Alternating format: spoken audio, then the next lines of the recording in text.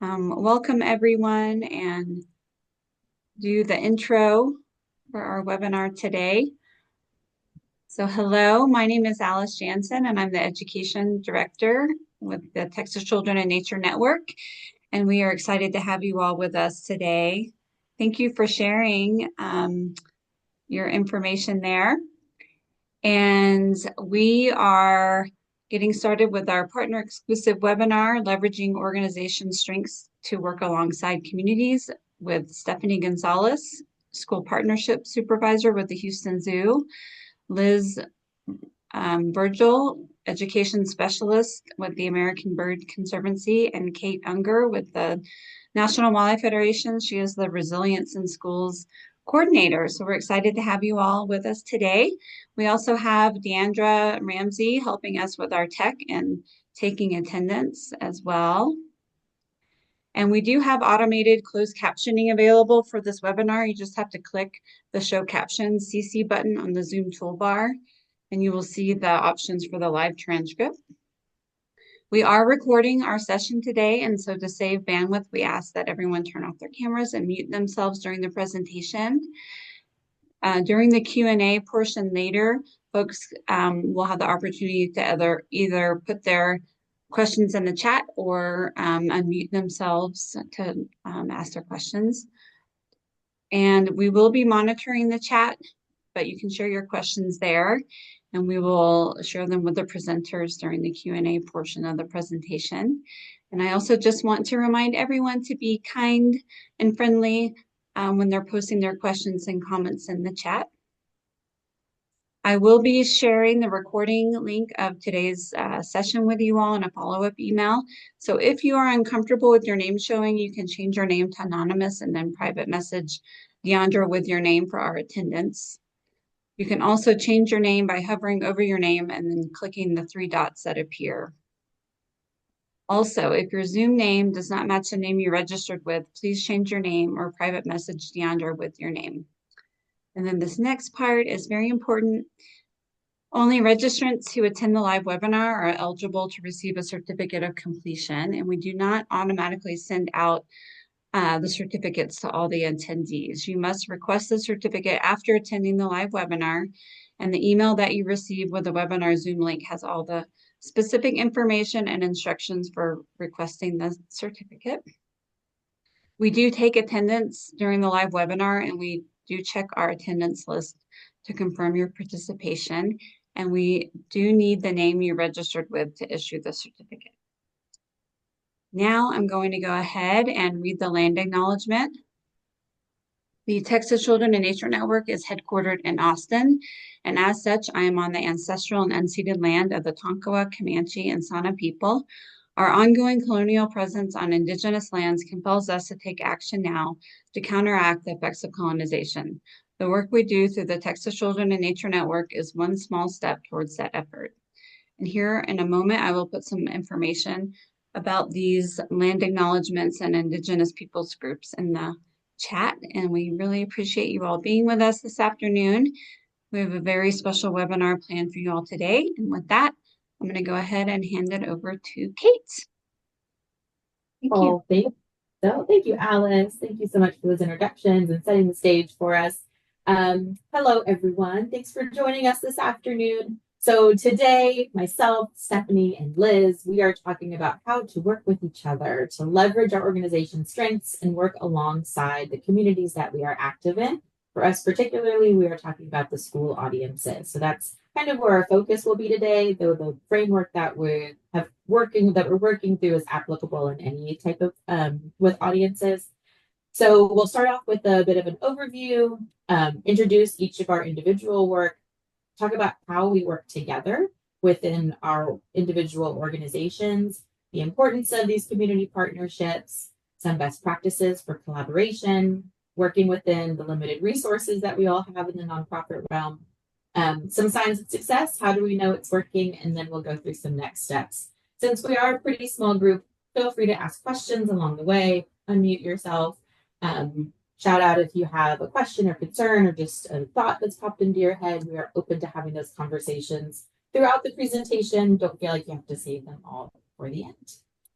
All right, so let's jump in. Liz, I'm going to kick it to you to start off our introductions. Well, thanks, Kate. My name is Liz Virgil, and I am the education specialist with the SPLASH program. So SPLASH stands for Stopping Plastics and Litter Along Shorelines. And we have been in the Houston-Galveston region since 2020, trying to combat the Texas trash pollution problem. Because if you see that graph, that the only red state that we have is Texas, and that means that it's a trashy state, unfortunately. And especially on our coastlines and within our waterways, it is impacting our communities, our wildlife. And as my organization, American Bird Conservancy, we're really concerned with how trash is impacting our birds. So we get into communities and educate communities about this problem and offer them volunteer opportunities. But I particularly work in schools and with students and educators to kind of plant seeds of environmental stewardship and advocacy within our communities. So we've kind of created a lot of different ways for students and educators to engage with Splash through teach-aligned classroom lessons, through field trip experiences, where we really get kids out there to see the problem firsthand and not just see it, but also like do something about it, whether that's a cleanup or collecting data on trash. We also have a lot of, all of our programming is free, but we have free online resources like educator guides, online courses, activity books. And then we're also trying to engage kids artistically and creatively. So not just on like the science side of environmentalism. And so we've been hosting art sign contests for the past 3 years. So those are just like some ways that we get involved with schools and students and try to make a difference within Houston and Galveston.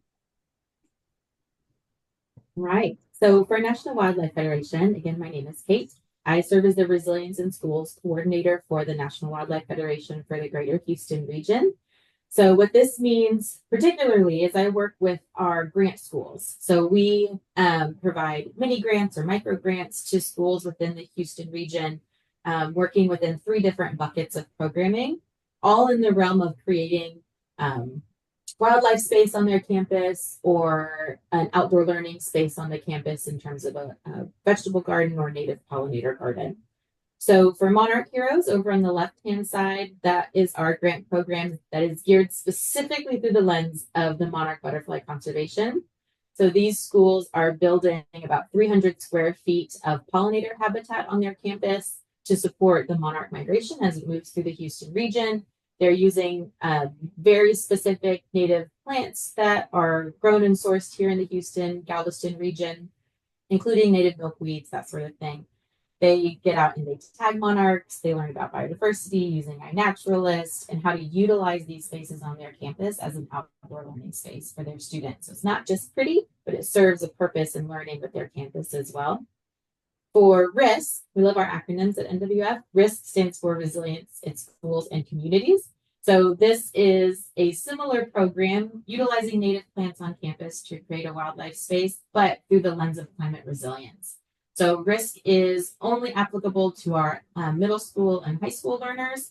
The content can feel pretty heavy. They're out in the field quite a bit with Galveston Bay Foundation, Houston Parks and Rec, doing restoration projects around the region.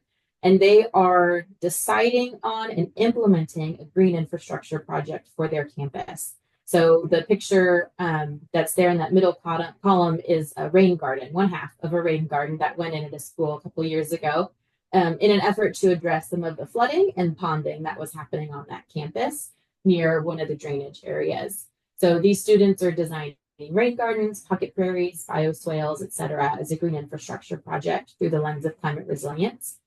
And then outdoor learning cohort is one of my favorites. So this program provides funding for schools to take their garden to the next level. They might have a garden space that needs a little bit of love, a little bit of zhuzhing, and they're able to revitalize that area, resource it with activities, different supplies and materials to get the students outside during their learning time, not just in an after-school garden club or not just on their lunch break or something like that, but during their classroom time. So we provide TEKS-aligned lessons and activities for all of these programs to resource our teachers. There's workshops involved, lots of PD, and lots of touch points along the year. OLC is a 1-year program, and Monarch Heroes and Risk are 2-year programs. So it's a very intentional relationship building program that we work alongside the schools, and we invest heavily in the teacher teams that we onboard into these programs to ensure their success long term, not just an in and out, build a garden, and then we don't know what to do with it a year later. So that's an overview of the programs for National Wildlife Federation. Hello, my name is Stephanie Gonzalez. I am the School Partnership Supervisor in charge of the Saving Wildlife School Partnership Program at the Houston Zoo. The Saving Wildlife School Partnership Program will form long-lasting relationships with our school communities that span years. It's been ongoing since 2017. We have several partners who have been with us for 10 years. Some partners have been with us for 3, some of them who are just starting their journey. And it's all about connecting their school community with the zoo and then inspiring action to save wildlife. And some schools are already connected with the zoo with that first field trip every school usually takes to the zoo every year, but it's going further beyond that and actually connecting them with the animals and the experts, hearing those stories so that they're inspired by meeting Bobby the sea turtle. They're inspired by meeting one of the zookeepers or one of the staff members who are working alongside that species. And then they're able to take action at their school community to do something to save wildlife. It's very teacher driven and also student driven. And it's based on all of their passions. So let's say the school's mascot is a bear and they want to work to save bears in the wild. Then we give them all the opportunities to connect with bears, but also to support their saving wildlife action. So that could be tree save, that could be plastic reduction, that can be community cleanup, based on also their capacity to do these initiatives. And then if you see on the image on the left, you'll see what we've done since 2017. This has expanded because of our work with different community partners, where we're expanding to different opportunities to engage those students and those teachers. And you can see they've done so much work to save wildlife, and that's because of the connection they start building with the Houston Zoo and actually seeing those animals, falling in love with those animals, learning their story, and then feeling so motivated to get onto the community and work to find solutions to support the species here and around the world. It's a program that is based on what we do around the world as well. We have students who save Galapagos sea turtles in the Galapagos Islands with our conservation partners in the Galapagos Islands. We have students who are working with our partners in Rwanda to save gorillas in the wild and their communities. So here we're working in Houston and working with the school communities here to further connect them, but also to build those wildlife saving identities so they can grow through our programs or just build relationships as they go out into their school world, into middle school, high school, or further knowing what they can do to save animals in the wild. All right. Thank you, Stephanie and Liz, for those introductions and more information about what we all do.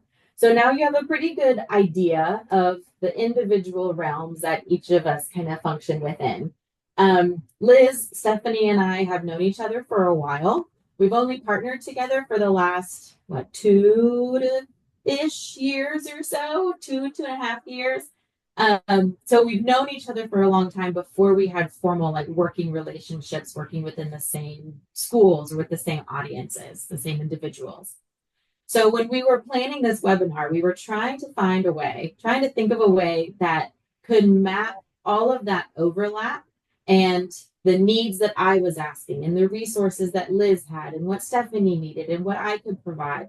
And what we settled on was this chart, which is called a radar chart. If you're not familiar with it, it's a way of graphing multiple data points on top of each other so that you can see, in our situation, the strengths and I won't call it a weakness. I'll call it an opportunity where we could support each other.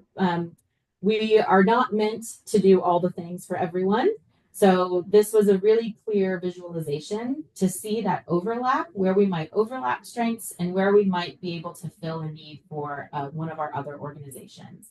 So just to explain what you're looking at for a moment, this chart shows both the zoo, shows all of the zoo, Splash, and National Wildlife Federation layered on top of each other. The 0 to 10, you can think of that as the strength scale. If you're closer to the 0, the midpoint, you might not be as strong in that section. If you're closer to 10, you might have a lot of resources in that section.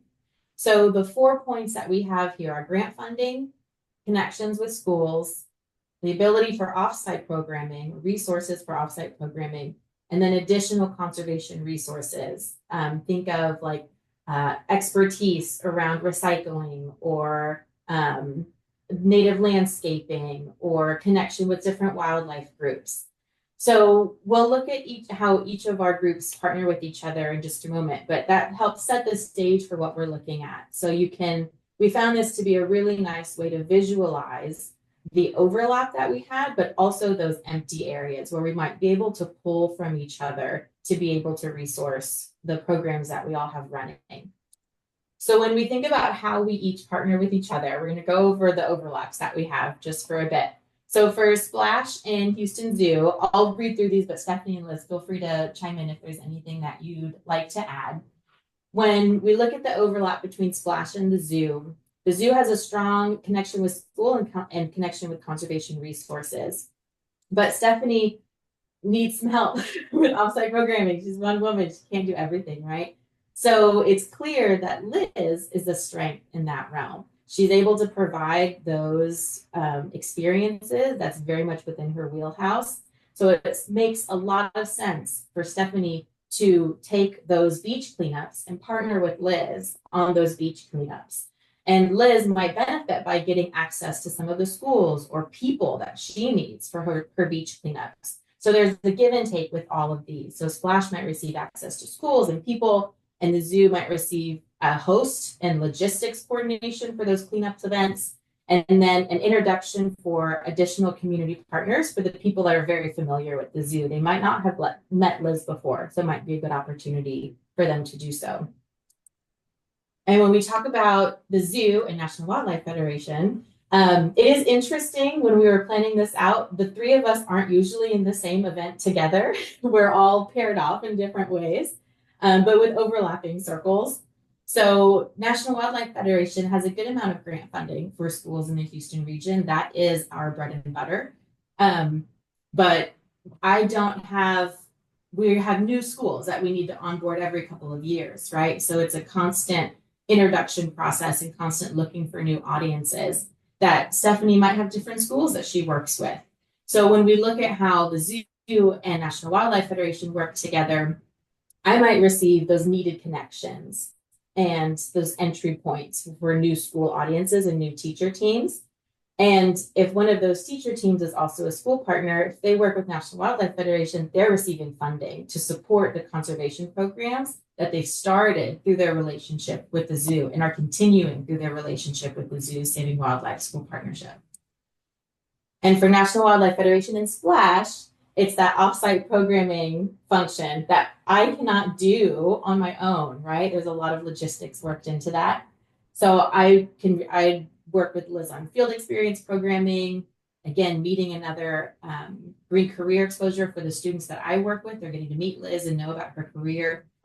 And then Splash is getting more access to schools. We're getting to test out some programming, see what works, what doesn't work, and expand that programming wheelhouse a little bit. Anything to add for those slides, ladies, before we move on? Sorry to interrupt you, Liz. No, it's perfect. Yeah. So not only are we like filling each other's gaps, I think that that's like almost like number 0. Like we are supporting each other, which is why like these community partnerships, one reason they're so important is because like Kate's been saying, none of us can do it all by ourselves. There's just like, I mean, as we all know, for all like educators, there's so much to do in the education field, in reaching kids effectively, and then like withholding like our own organizations like missions. I don't know, it's a lot. So to be able to like work together and like fill in each other's gaps is like definitely number 0, why it's important. And then secondly, or number 1 is leveraging our strengths, not only programmatically, but our unique expertise. We all come from different backgrounds and we all have kind of different interests and passions within the environmental field that we can take those and wrap them all up in this like cool unique, diverse bow of programming and give it to students all in like one morning. So we get to like have even more effective education, educational experiences and impact students. And like we're impacting them on like all these different levels too. Like Kate is like really focusing on the environment and plants, and Stephanie's is really focused on like wildlife, and mine's like pretty specific with birds, but it's also like environmental advocacy. So it's cool that we're like checking off all these boxes together.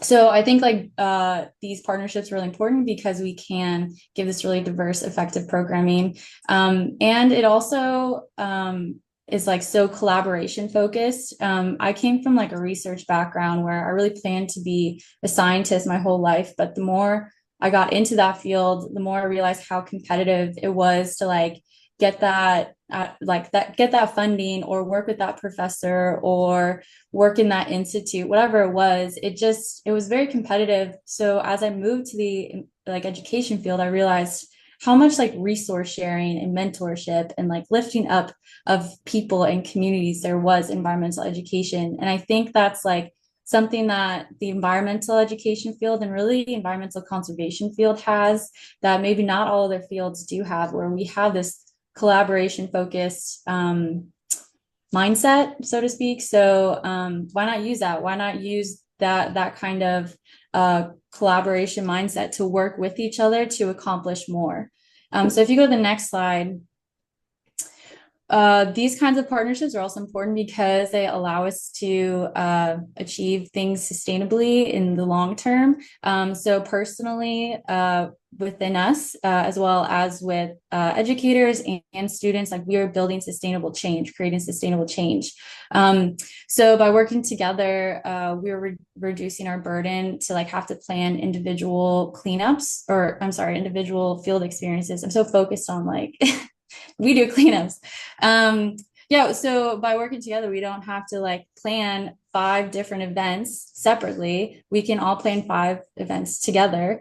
So that helps to prevent our own burnout, so that we do have that time to work on like our other missions or goals within our organization, or even get rest when we need it. It also helps, I think, with burnout with teachers and administration. So if you think of like, again, those teachers wanting to work with the Houston Zoo, with Splash, like that one school, with NWF, but then they have to go through that whole process of getting administrative approval for 3 separate educational experiences or programs. That is to say, if they even have time to like do more than one. So by working together, we're also able to help take that burden off of teachers and administration, where we can, again, put in that like really cool, unique programming, wrap it all up in a nice bow and give it to them for like one administrative approval signature. And then these kids are getting this like really impactful green experience or just exposure to environmental education, which is our third point of increased exposure in green careers, and getting kids outdoors in these different kinds of ways of like really building towards environmental literacy, getting them out to like see the wildlife, maybe at the zoo, maybe like doing birding, but then also showing them ways that they can help their environment, help their community, help their wildlife through our different programmings. So yeah, I think like just a sustainable, again, planting those seeds in kids. So I don't know, like that sustainable change in like such a long, like I'm imagining like these kids are growing up to be our decision makers. So there's, I don't know, just like so much envisioning in my head when I think about our partnership, of like what we are probably accomplishing 15 years from now that we might not even realize or like see. And then lastly too, like our like by working together now, like we have these successful partnerships, and now we can look towards funding collaboration. So actually helping keep our programs running together. We get to resource share as well. So like Kate has water quality tests that I don't have funding for. I have binoculars that y'all might not have funding for. And so we're using even like physical materials, as well as like knowing, as well as each other's knowledge. Like we get to, by working together, stay in the loop of what's going on in like the education side, like our educator side, how our teachers feeling this time of year? Are they experiencing burnout? Are they needing resources? As like I'm one of two educators, but I'm the one who largely leads these kinds of partnerships with schools, and I only have one perspective of what's going on in like Houston ISD or in the just Region 4 in general. Whereas I can, ask Stephanie or ask Kate, like, well, what's been going on with you guys? What's been going on with educators or administration? And that kind of knowledge, I think, is so important in our fields. So that we can stay on top of like being able to provide effective resources and effective programming to teachers and to students. So yeah, I think that was the next one. So we formed great relationships and we were ready to go and we implemented programming, but we of course ran into some challenges. One of those challenges being just adapting to school administration changes. We've had several schools go through and several districts go through changes, whether that be administration, whether that be the teachers leaving the schools, moving around. There's a lot of movement happening. And so we had to adapt to that. This school in particular, McGregor Elementary, they had worked with Kate previously. They also were a school partner about 10 years ago. And so we both had been working with them for a while. But then because they have to have a field, because they want a field trip to the zoo, not have to, because they want a field trip to the zoo, they were communicating effectively with us, but then Kate wasn't hearing that much from McGregor Elementary. And so there we saw that we're like, okay, they're not communicating well with National Wildlife Federation to get these gardens in place or to get that some of that tracking that we were trying to see what they were planting, how many they were planting, if they were releasing monarch butterflies that I could get from Kate. We went straight to the school and we were collecting that information. And then we had to shift it over to Kate so that she can also get in her information. So it was a challenge, but it was also a blessing that we both work with the same school because we both got that knowledge. But we just had to both start figuring out ways to support each other to adapt to those changes that were happening within a school district. And then we also had with another school, with the Fawnville Middle School, where they dropped Kate's program, but they kept the zoo pretty much tethered to a small line. And so we're still tethered to that small line. And it's just unfortunate with dropping one versus the other, but we're still trying to connect that school with the garden space that they created and bringing that back online so that in the future, when they're able and they can have that support, they're able to bring Kate back on through the National Wildlife Federation to continue that garden space. So as you know, there's always adapting to school administration changes. It's been happening for years. And so learning how to pivot and continue working with that school so that it can be sustainable long term. Some of the other things. No, thank you, sir. I just wanted to add on to that one.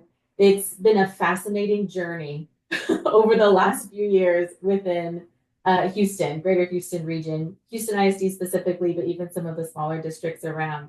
And that is one thing that I so appreciate out of Stephanie is the connections that we have with our individual teacher teams at these campuses and our willingness to say, okay, well, I'm connecting with this person. Is that who you're talking to? Or are you talking to someone else? Is this person even still there? What is the deal? So we just kind of have these very honest discussions behind the scenes about who is still at a campus, who's not, because oftentimes we don't know. We don't have firsthand access to that information. Someone might just stop responding, or they might get really busy with something else, and their roles may shift at the school. So it's been very, very helpful to have someone else connected to the same place to be able to act as a sounding board for each other to figure out which teachers we're working with, who we might be able to bring in, and how we can reconnect these like knowledge holders at this campus if one of those leaves and bring someone else to fill that role. Sorry, Stephanie. No, it's okay. Feel free to jump in, both of you. And then we also had trouble with effective communication.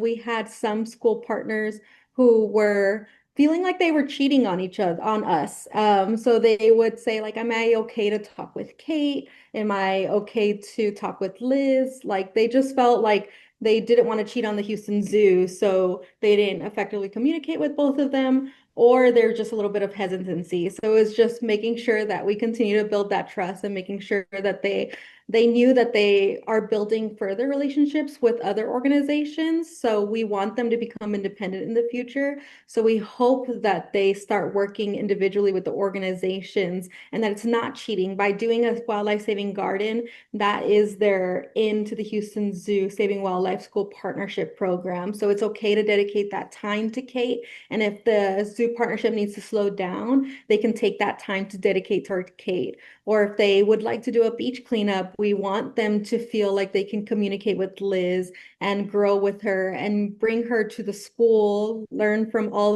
of her wealth of knowledge. So we want them to communicate with everybody, but we saw there was a little bit of hesitancy because they felt like they were cheating on us. And then we also saw some confusion of who to talk to for what, because we all blend so well together. So it's like, who do I reach out to for this? Who do I reach out for this? And so we had to learn to just further our communication, making sure that they know they can go, if they want to go to all the plant questions or to the development stage of building a garden space, they can go to Kate, or if they have beach cleanup questions, they can go to Liz. And then I can always pivot and point them in the right direction if I don't know the answer to it. But it's just building up those building blocks at the beginning to making sure everybody feels comfortable with who they're communicating with and how they're communicating with, and also coordination with those challenges. Um, and then we were also building relationships with the teachers, and then some over district level where we kind of vary with our relationships. So it was always important to build them with several people at the campus and then effectively also at the zoo in case there were any changes.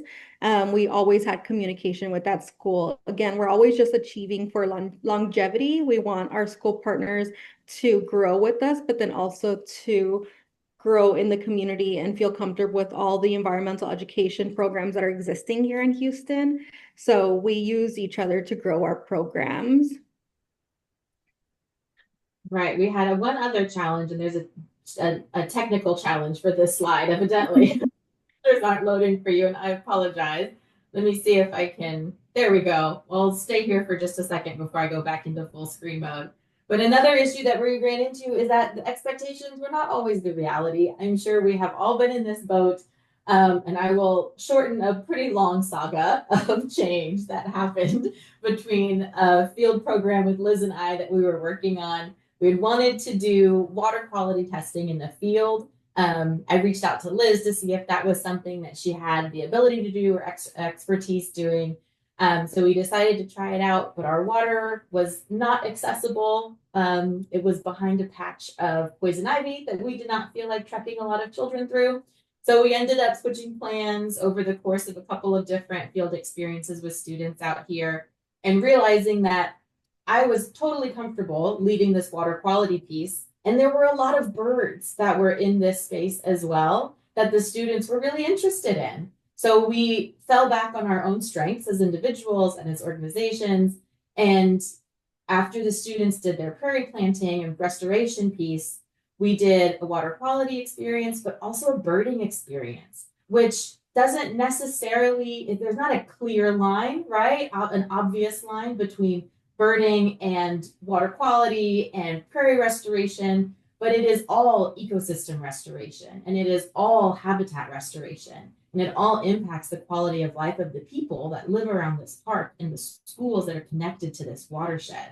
So we were able to bring those kind of diverse viewpoints back together to give these students a very holistic view of the habitat that they're connected with, the history of that habitat in the Houston region, and the diversity of that habitat that they can experience at just a very pretty small like inner city park in the middle of town. So it was quite a journey to get to where we landed, but I think we landed in a very wonderful spot utilizing both of our individual strengths. But it's nothing like we thought it would look like at the beginning. All right, let me jump into full screen mode. There we go. Yeah, no, I think it was better. Yeah, we were birding out in a soccer field and like seeing really cool, diverse birds. Like who'd have thought? And so now kids are like, wow, like animals are accessible to us. anyways, yeah, it was a good program. So now that we kind of talked about the importance of these kinds of community partnerships or education partnerships and also the challenges, we kind of came up with this list of, all right, if you're ready to take the next step and you want to start to practice these kinds of partnerships, where should you start? So I will say this is not an exhaustive list, and I feel like we've been giving little tips here and there throughout, but definitely something to start off with. And the very first thing is I think one of the most important questions is, who are the right partners? Who's the right partner for your organization, for you to partner with, to ensure that you are meeting your goals, you're forwarding your mission, and you are providing impactful education experiences for the students and the educators that you work with. And so we thought the best way to find the right partners is to kind of put yourself out there and network. If y'all are members with TCINN, that's awesome. You can plug in further by attending their regional collaborative meetings. And there's a lot of other kind of environmental education or science education kind of groups that you can plug into to network and learn about what other organizations and other people are doing in your space. So I'm not as familiar with ISEA, but TAEE does host biweekly morning meetings for environmental educators, which that's actually how Kate, Stephanie, and I all met, just by learning each other's names and what we do. And then we took our kind of friendship, relationship, professional collaboration to the next level by attending community events and talking to each other at those events. And then like that just kind of that really helped us in like building trust of like, one, knowing what each other does, and then two, like knowing and seeing that like the programming was like legit and impactful and like inspiring. Personally, I was like, I want to get involved with Stephanie and Kate because like this stuff is cool what they're doing. Like I want to do it in some capacity. So it's just like having conversations, and so we encourage you guys to do that. If you aren't already plugged in, like get plugged in, and if you are in networks, start to like talk to people within your networks.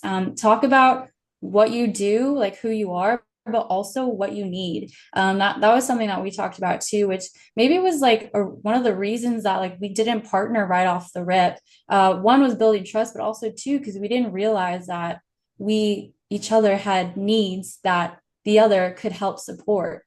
So just like having those conversations are so important. And I think sometimes too, like I've had those conversations with other partners where we love what they do, we want to partner, but it doesn't work out. It's just not, and we just don't fill each other's like gaps, or like we just don't have the right resources to support each other. And I think that's good too. That's okay too. It's just all you could do is ask, and it's those conversations that help figure out who those right partners are for you. And so once you like you build that trust, getting into that kind of planning phase, I think some things that we've realized and what we've kind of already talked about is like establishing our mutual goals and making sure that like our missions are aligning, these programs are aligning with our each of our programs needs and what we're looking for. I love the phrase clear is kind. So always being very realistic and upfront about what you're able to provide versus what you like want to provide, because like for me, like funding can be very limiting. Like with the example that Kate just gave, we wanted to do cleanup, but we didn't have the right space in, like we just had Blackhawk Park, but we didn't have like another space that like we could like find to do a cleanup at. So we're like, all right, we don't have that, but luckily we could pivot and do this birding. So we had this second resource instead of just cleanups. We could do birding instead. So it was nice to know like what resources do I have that I can provide. If it's not plan A, it can be plan B or plan C. So just knowing what you have, what you can provide, and then what you're looking for. So again, like with Kate, I didn't have the water quality test. I remember it from high school and college. Like I could definitely lead those activities, but I don't have the pipettes and stuff, so that was great to like have those kinds of conversations of, again, where can we help each other out. And then like Stephanie was saying with like the schools not being sure like who to contact, I think like having those clear roles in these partnerships is really important, and something that we've learned, especially this past year. of like who's going to be the contact person who is working with the educator and with administration to make sure that these programs are approved and like can go forward without a hitch, while I was the one who was focusing on like the logistical end of the field trip. So what kinds of activities are we going to provide? So having those clear roles is really important. I think it also creates clear expectations. I can trust that Stephanie is going to fulfill what she said she would do, and I don't have to worry about it, and vice versa. So that helps just with like the stress and anxiety of event planning, as well as like ensuring that like everything is getting accomplished and not by yourself.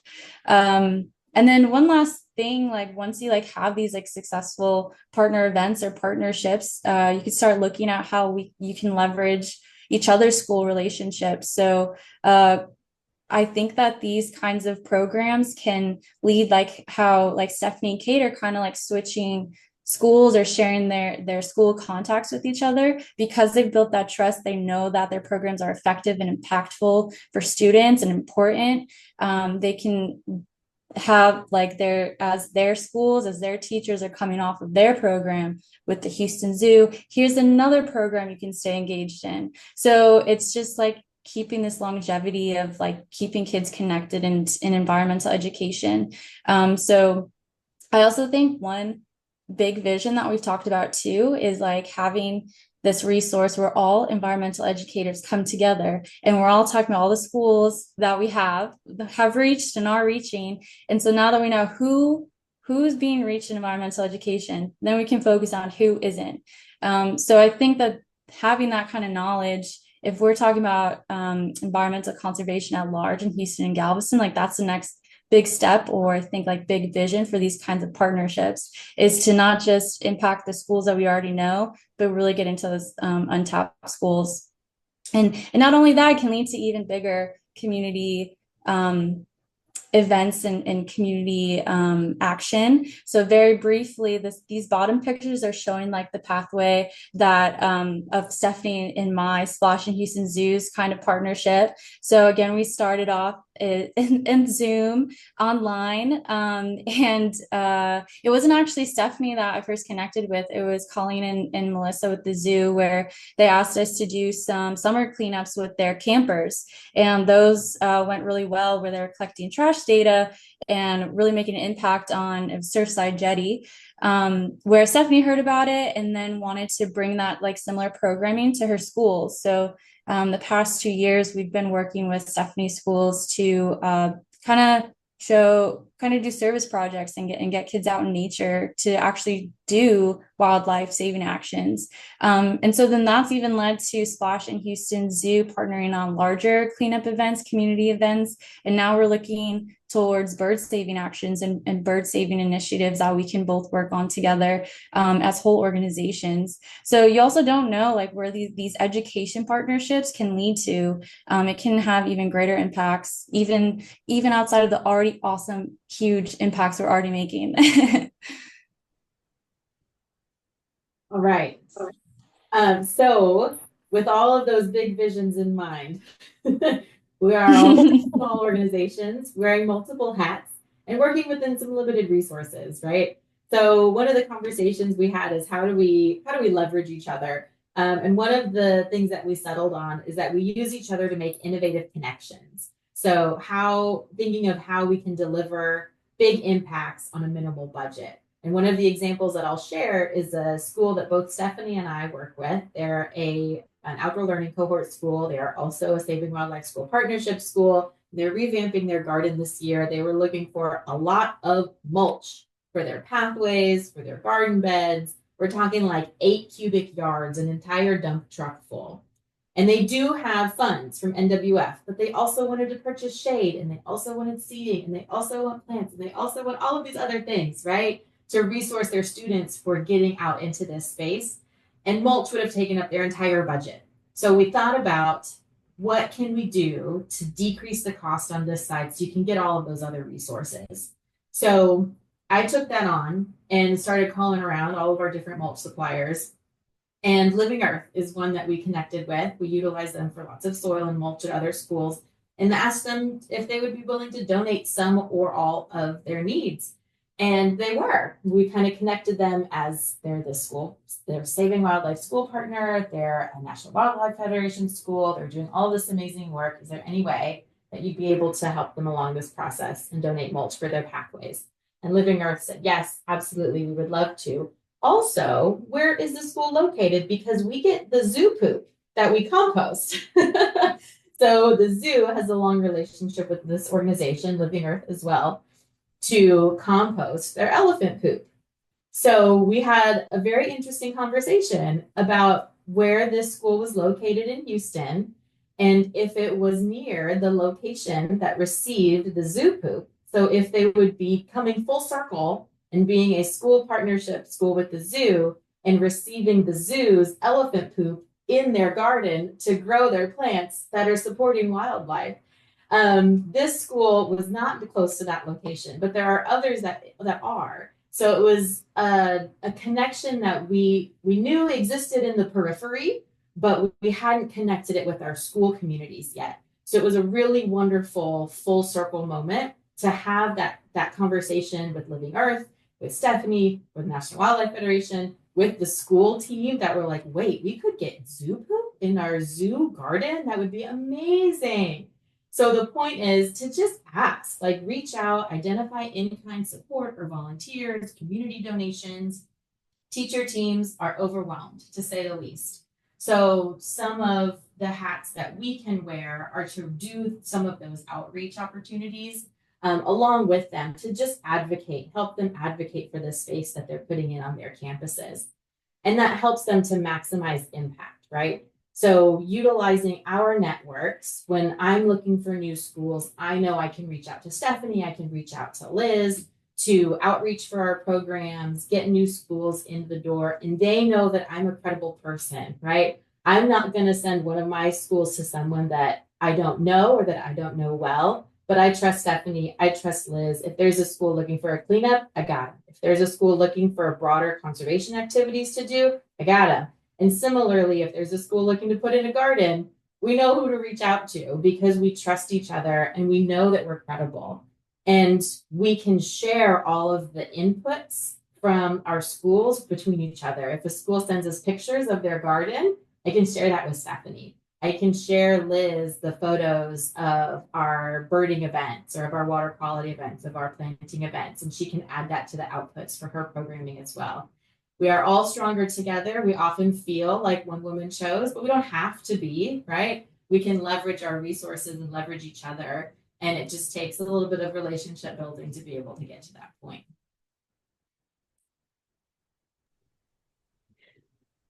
Well, how do we know it's working? So that's one of the best questions to ask is how is this relationship working? And then how is it successful? Are we being successful? Is our work actually for the better of the Houston community? So we're seeing different things. For example, we're hearing things from our school partners. One of our beach cleanups are fairly popular, but if you know students or some teachers, they're a little hesitant. They're like, why am I doing a beach cleanup? Why am I cleaning up trash? Like, it's hard to build that connection up front. And some people, they just have a negative relationship with being doing that community service project. But we were able to connect it with Bobby the sea turtle at the zoo. And when they went to the beach cleanup, they started mentioning Bobby the sea turtle. And that's why they're saving wildlife, is because they're continuing to take trash out of the ocean for wildlife in there that they saw at the zoo.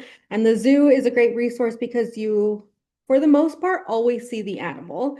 There is a pretty much guarantee that you will probably see the animal with exceptions of weather if it's too hot, but for the most part you're probably going to see that animal. You're going to see that bird. We just opened a North American songbird aviary, so you will see that bird. But when we go out into the beach, you might not have that much success because it is nature. Nature has a mind of its own, and so we're able to strengthen that connection so that they can feel like they're doing something for a species when they're going out to that beach cleanup. And we're hearing that when they're going to the beach cleanup, and then they're saying these things that we want to hear. And then also tracking is hard. So one of the things that is really great about three people tracking is Kate does an evaluation, I do an evaluation, and so does Liz. And then we can share that evaluation with each other and make it a little bit more robust where Kate's hearing stuff because she does her evaluation right after the cohort ends. And then Liz does the evaluation on the after the beach cleanups. And then I do the evaluation at the end of the school year. So what they remember with Kate and what they share with Kate is probably something different that they share with me at the end of the school year. And we're able to blend all that information together. We see that they wanted to continue community engagement. So we have one school who started that started with the Houston Zoo. They moved to outdoor learning cohort, and then now they just applied for Monarch Heroes because they love getting the resources. They love that they get an extra community partner, and they saw how easy it was without having to apply for another grant that's outside of our perspectives. We saw that a lot of teachers, they just want more things and they want to give more engagements to their students, but just getting those engagements was becoming difficult for them. And by us merging our engagements, it's a little bit easier for them to take on, where their Saving Wildlife initiative for that year is a beach cleanup and they're one and done. So that's it. That they did a beach cleanup and that's it for the rest of the school year. And they get to benefit by doing field trips. They get to benefit by us coming to their school. Their monarch garden, they're able to do that and create that garden space that they can utilize throughout the year. Like Liz said earlier, it's also exposure to those green careers and different environmental activities, and we're able to cover that basis. And then students are making connections with those wildlife saving actions that they saw, but like I said, what they saw with the zoo. And our partnerships are just continued learning. They're continued, people are continuing to be engaged with different programs that we have to offer. And we're able to have multiple points of contact with them as we continue to grow it together. So what are our next steps? Where are we going from here? So we hope to continue to build more partnerships. What we're doing is together is great. And we hope in our region, since there's so many other environmental organizations, there's so many more opportunities for success. So we hope that this kind of forms these building blocks, these lessons learned, so that we can continue to work with Galveston Bay. Like we haven't worked that much with Galveston Bay, but Kate has and Liz has. So maybe that can be another opportunity for us to do because now we know their trusted partner. We know how they work with Liz and Kate. So now we can continue to grow that with another school who's interested in the Galveston Bay area. We also want to continue to have them do community engagement events. So we want them to continue to be curious and to not take on more, but to learn more about what's going on in the Houston community and other communities. Dallas, everybody throughout Texas is pretty robust with the amount of things or environmental organizations that are represented. And slowly but surely, if they start getting to know everybody in the community, they feel a little bit more comfortable. And then let's say in 10 years, they're able to become a little bit more independent, where they know who National Wildlife Federation is and are able to talk about National Wildlife Federation and the program that they went through. They're able to talk about Splash and what Splash does, identify things that they can continue to do, or even network it with other school communities that they either move to or they have family that want to get involved, things like that. There's that prolonged engagement that spreads throughout our community. And we hope that they feel confident that they know what's available to them and who has the resources to achieve that goal. So we hope they continue to grow as their first year, second year, all the way to 10, even longer. If they stay in the Houston community, if they go out, they learn how to build relationships with different organizations and they carry that wherever they go.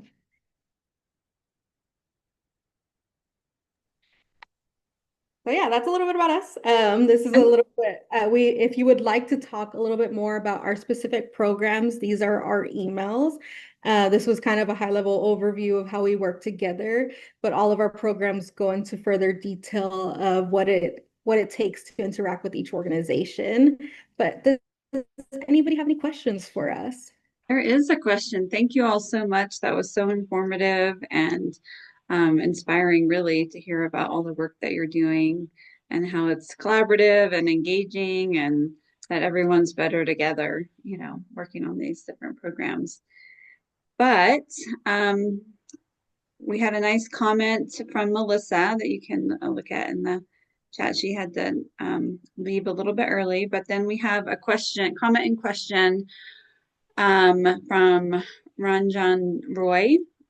It is great learning how your three organizations are successfully working together. I very much appreciate the effort to help inform, educate, and excite kids about the environment and nature.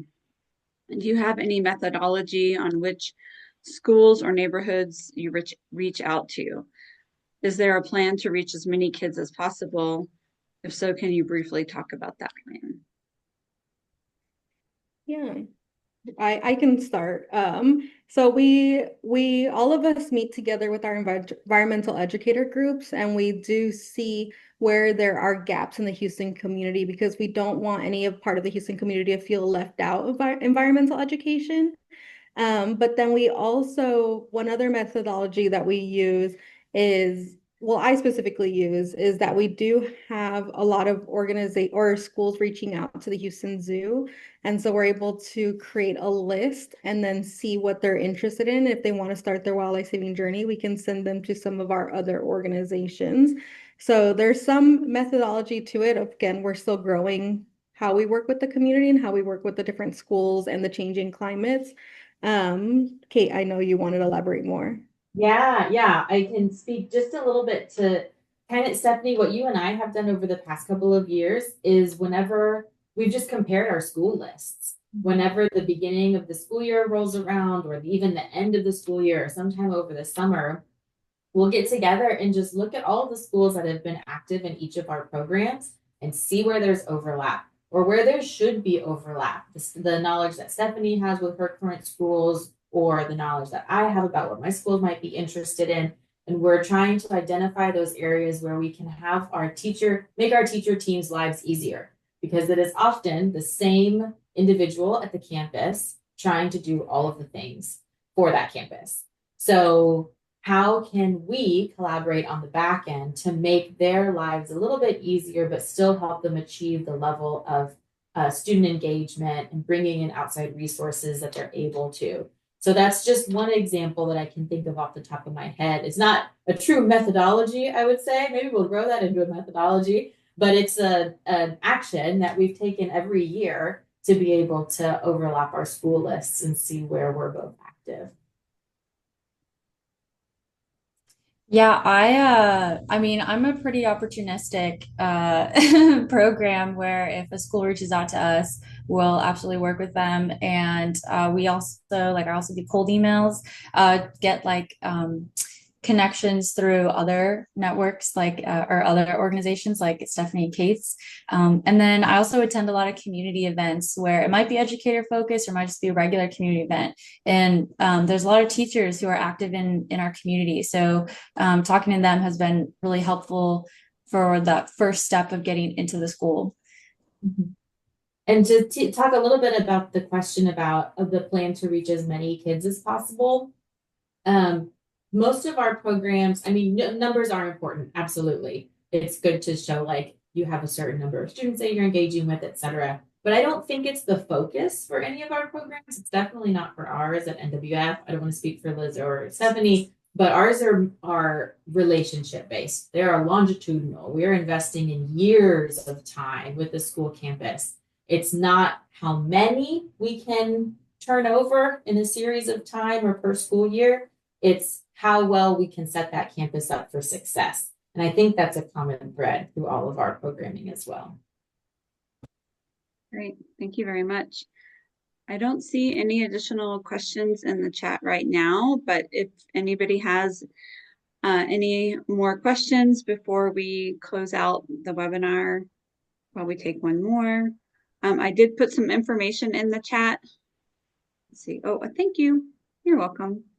I put some information in the chat about our upcoming April 26th teacher webinar, Healthy Balance of Learning and Play in School. Follow the data. That's going to be a great one.